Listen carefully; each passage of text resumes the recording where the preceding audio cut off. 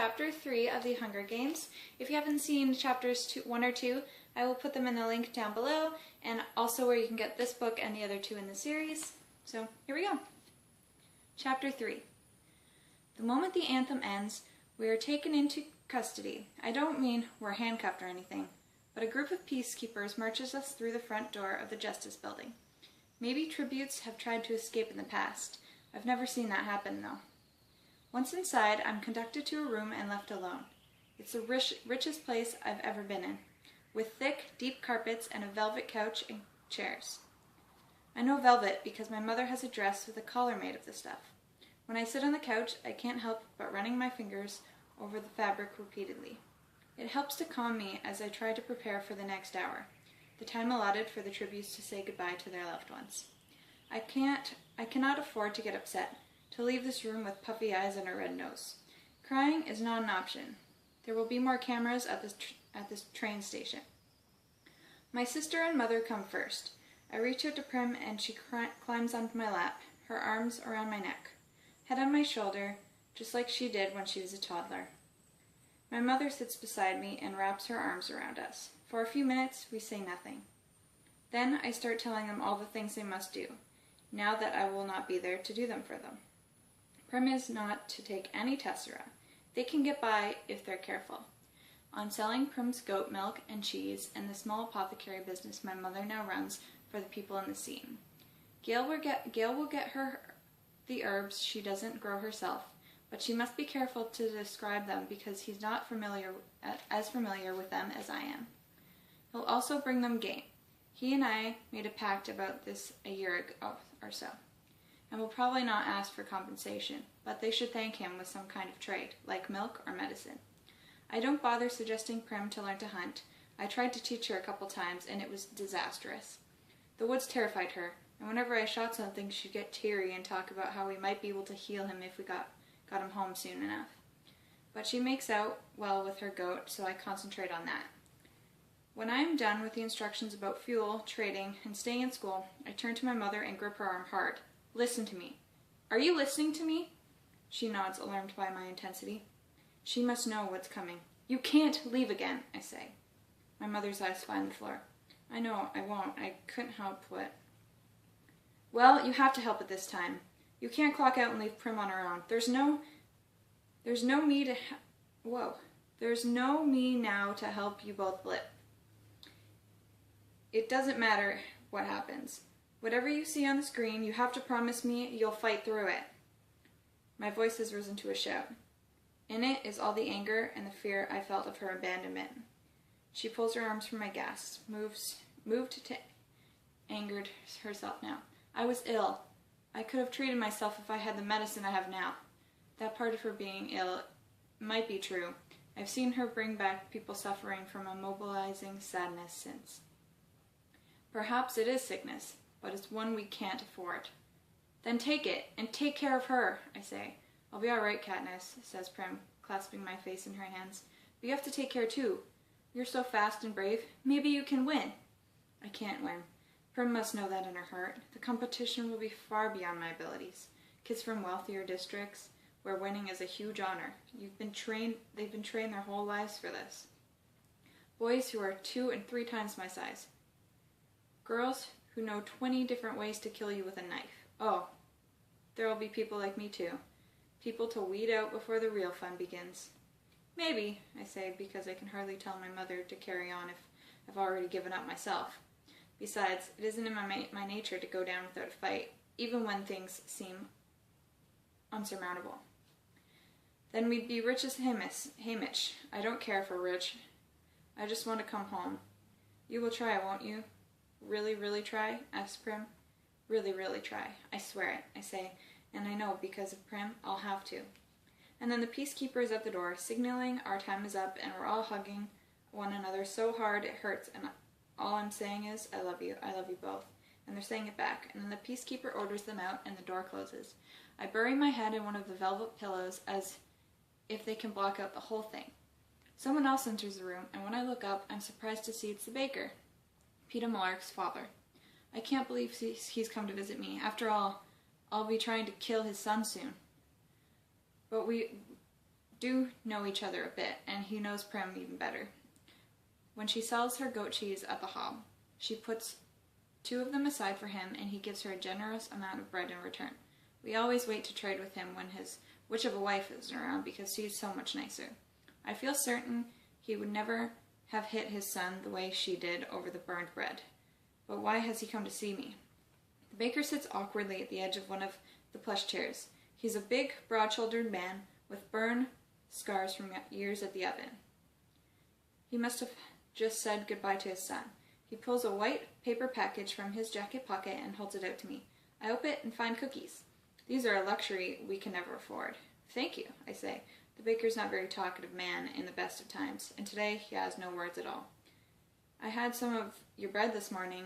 My friend Gail gave you a squirrel for it. He nods, as remembering the squirrel. Not your best trade, I say. He shrugs as if it couldn't possibly matter. Then I can't think of anything else, so we sit in silence until a peacemaker summons him. He rises and coughs to clear his throat. I'll keep an eye on the little girl, make sure she's eating. I feel some of the pressure in my chest lighten at his words. People deal with me, and they're genuinely fond of Prim. Maybe there will be enough fondness to keep her alive.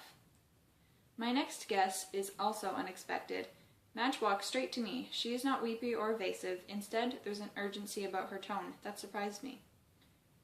They let you wear one thing from your district in the arena. One thing to remind you of home. Will you wear this? She holds out the circular gold pin that was on her dress earlier. I hadn't paid much attention to it before, but now I see it's a small bird in flight. Your pin? I say, wearing a token from district is the last thing on my mind. Here, I'll put it on your dress, all right? Madge doesn't wait for an answer. She just leans in and fixes the bird to my dress. Promise you'll wear this in the arena, Katniss? She asks.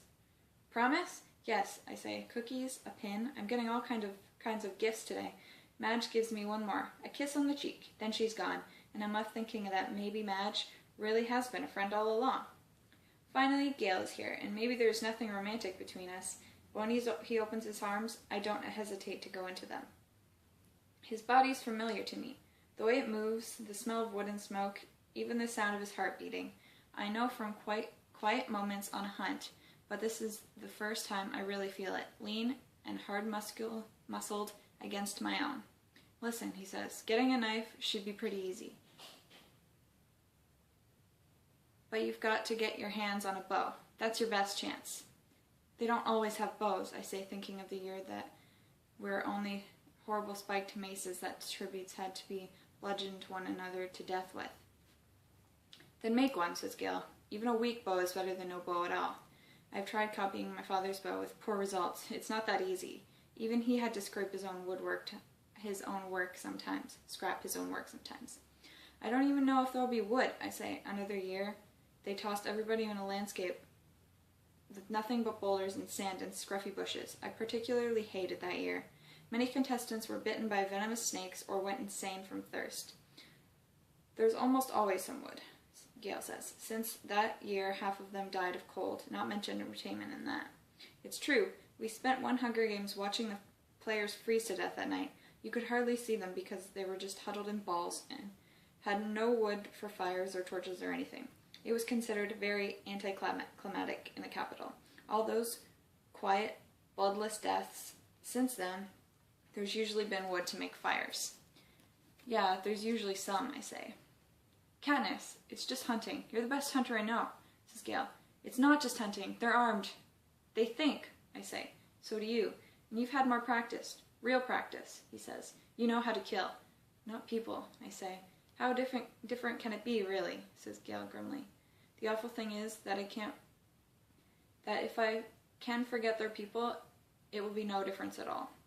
The peacekeepers are back too soon, and Gale asks for more time, but they're taking him away, and I start to panic. Don't let them starve, I cry out, clinging to his hand. I won't, Katniss. Remember, he says, and they yank us apart and slam the door, and I'll never know what he wanted me to remember. It's a short ride from the Justice Building to the train station. I've never been in a car before, rarely even ridden in wagons. In the Seam, we travel on foot. I've been right not to cry. The station is swarming with reporters with their insect-like cameras train directly on my face, but I've had a lot of time to practice at wiping my face clean of emotions, and I do this now. I catch a glimpse of myself on the television screen on the wall that's airing my arrival live and feel gratified that I appear almost bored. Peeta Mellark, on the other hand, has obviously been crying and, interestingly enough, does not seem to be trying to cover it up. I immediately wonder if this will be his strategy in the games. To appear weak and frightened, to reassure the other tributes that he has no competition at all, and then come out fighting. This worked very well for a girl, Joanna Mason, from District 7 a few years back. She seemed like such a sniveling, cowardly fool that no one bothered her until there were only a handful of contestants left. It turned out she could kill viciously. Pretty clever, the way she played it. But this seems an odd strategy for Peeta Mellark, because he's a baker's son. And those years of having enough to eat and hauling bread trays around have made him broad-shouldered and strong. It will take an awful lot of weeping to convince anyone to overlook him. We have to stand for a few minutes in the doorway of the train while the cameras gobble up our images. Then we're allowed inside, and the doors close mercifully behind us. The train begins to move at once. The speed initially takes my breath away. Of course, I've never been on a train, as travel between the districts is forbidden except for officially sanctioned duties. For us, that's mainly transporting coal, but this is no ordinary coal train. It's one of the high-speed capital models that average 250 miles per hour. Our journey to the capital will take less than a day. In school, they tell us the capital was built in a place once called the Rockies. District 12 was in a region known as Appalachia. Even hundreds of years ago, they mined coal here, which is why our miners have to dig so deep. Somehow, it all comes back to the coal at school. Besides basic reading and math, most of our instruction is coal-related. Except for the weekly lecture on the history of Panem. It's mostly a lot of blather about what we owe the capital. I know there must be more than they're telling us, an actual amount of what happened during the rebellion, but I don't spend much time thinking about it. Whatever the truth is, I don't see how it will help me get food on the table. The tribute train is fancier than even the other room in the Justice Building. We are each given our own chambers that have a bedroom, a dressing area, and a private bathroom with hot and cold running water. We don't have hot water at home, unless we boil it. There are drawers filled with fine clothes, and every trinket tells me to do anything I want. Wear anything I want. Everything is at my disposal. Just be ready for supper in an hour. I peel off my mother's blue dress and take a hot shower. I've never had a shower before. It's like being in a summer rain, only warmer. I dress in a dark green shirt and pants. At the last minute, I remember Madge's little gold pin. For the first time, I get a good look at it. It's as if someone fashioned a small golden bird and then attached a ring around it. The bird is connected to the ring only by its wingtips. I suddenly recognize it. A mockingjay. They're funny birds, and something of a slap in the face to the capital. During the rebellion, the capital bred a series of genetically altered animals as weapons. The common term for them was mutations, or sometimes mutts for short. One was a special bird called a jabberjay that had the ability to memorize and repeat whole human conversations. They were homing birds, exclusively male, that were released into regions where the capital's enemies were known to be hiding. After the birds gathered words, they'd fly back to the centers to be recorded. It took people a while to realize what was going on in the districts, how private conversations were being transmitted.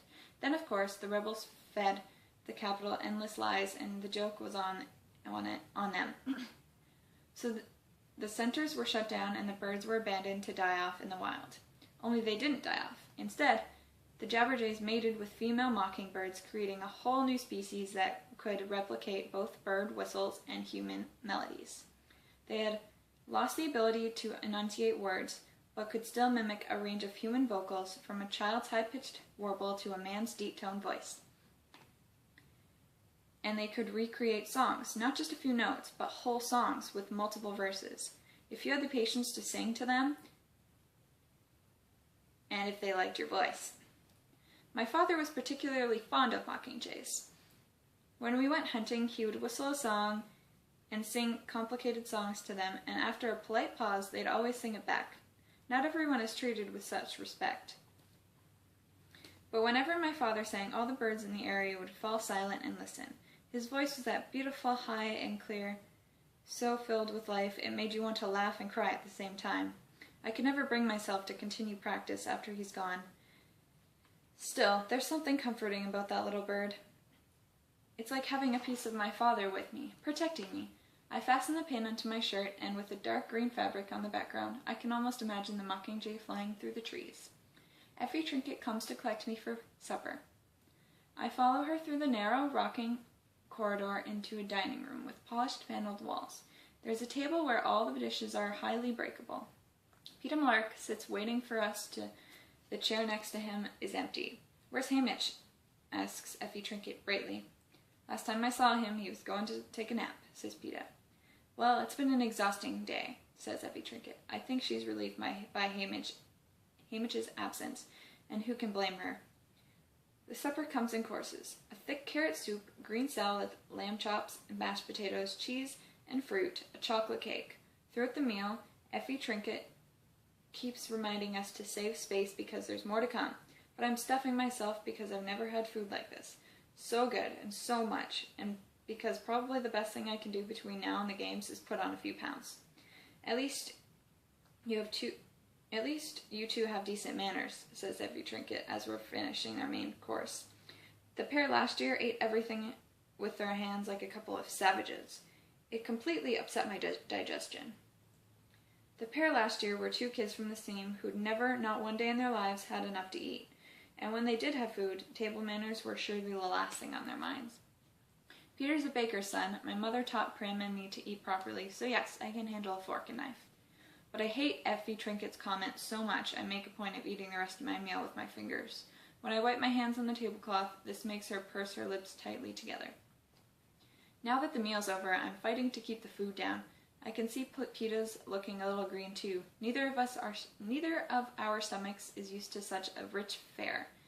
But if I had to hold down Greasy Say's concoction of mice meat, pig entrails, and tree bark, a winter specialty, I'm determined to hang on to this. We go to another compartment to watch the recap of the reapings across Panem. They try to stagger them throughout the day so a person could conceivably watch the whole thing, but only people in the capital could really do that, since none of them have to attend reapings themselves. One by one, we see the other reapings, the names called, the volunteers stepping forward. More often than not, we examine the faces of the kids that will be our competition. A few stand in mind: a monstrous boy who lunges forward to volunteer for District 2, a fox-faced girl with sleek red hair from District 5, a boy with a crippled foot from District 10, and most hauntingly, a 12-year-old girl from District 11. She has dark brown skin and eyes, but other than that, she's very like Prim in size and demeanor. Only when she mounts the stage and they ask for a volunteer, all you can hear is the wind whistling through the decrepit buildings around her. There's no one willing to take her place. Last of all, they show District 12. Prim being called, me running towards to volunteer. You can't miss the desperation in my voice as I shove Prim behind me, as if I'm afraid no one will hear and they'll take Prim away. But of course they do hear. I see Gail pulling her off of me and watch myself mount the stage. The commenters are not sure what to say about the crowd's refusal to applaud. The silent salute. One says that District 12 has always been a bit backward, but that local customs can be charming. As if on cue, Hamish falls off the stage and they groan comically. Peeta's name is drawn and he quietly takes his place. We shake hands, then cut to the anthem again, and the program ends. Effie Trinket is disgruntled about the state her wig was in. Your mentor has a lot to learn about presentation, a lot about televised behavior. Peeta unexpectedly laughs. He was drunk, says Peeta. He's drunk every year. Every day, I add. I can't help smirking a little. Effie Trinket makes it sound like Hamish was just somewhat rough-mannered. That could be corrected with a few tips from her. Yes, hisses Effie Trinket. How odd you two find it amusing. You know your mentor is your lifeline to your world and the games. The one who advises you, lines up your sponsors, and dictates the presentation of any gifts. Hamish can well be the difference between your life and your death. Just then, Hamish staggers into the compartment. I miss supper, he says in a slurred voice. Then he vomits all over the expensive carpet and falls in the mess. So laugh away, says Effie Trinket. She hops in her pointy shoes around the pool of vomit and flees the room. Alright, so that was chapter 3.